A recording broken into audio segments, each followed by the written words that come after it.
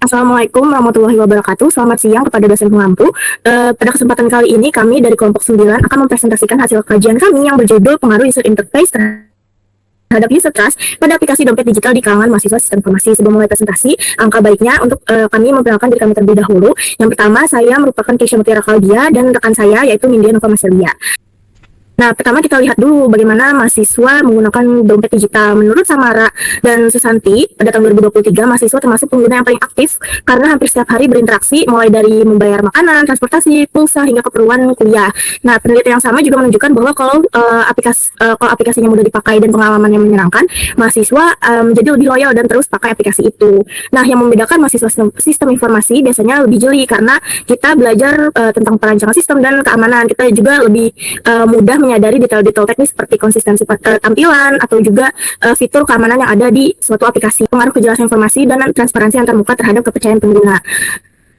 Soal kejelasan informasi, menurut Kamalia dan Purwitasari, dalam penelitian mereka, pengguna jadi lebih percaya kalau mereka bisa mengecek sendiri status transaksinya, misal saldo, kemudian juga riwayat transaksi, dan juga notifikasi keamanan, seperti itu. Jadi kalau informasinya jelas dan juga tidak berbelit, apalagi menggunakan bahasa yang mudah dipahami, kita jadi lebih yakin kalau suatu sistem atau aplikasi itu tuh itu bisa diandalkan, seperti itu. Jadi informasi yang ditampilkan haruslah akurat, relevan, tepat waktu supaya bisa dipercaya penggunanya.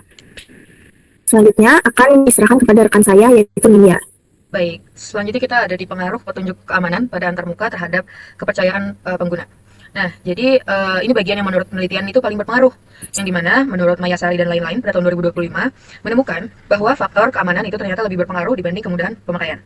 Lalu menurut Kamalia dan Purwitasari juga menunjukkan bahwa mahasiswa lebih percaya kalau ada verifikasi wajah atau sidik jari. Nah, ini ditambah pengawasan dari otoritas resminya. Jadi semakin jelas nih tanda-tanda keamanan yang ditampilkan di aplikasi seperti icon kunci atau konfirmasi biometrik kayak sidik jari kayak gitu, atau face recognition itu lebih meningkatkan user trust. Nah, terus semakin kita merasa aplikasi itu benar-benar melindungi kita kayak gitu. Boleh di next. Oke, ini ada di sudut pandang mahasiswa sistem informasi sebagai pengguna yang kritis.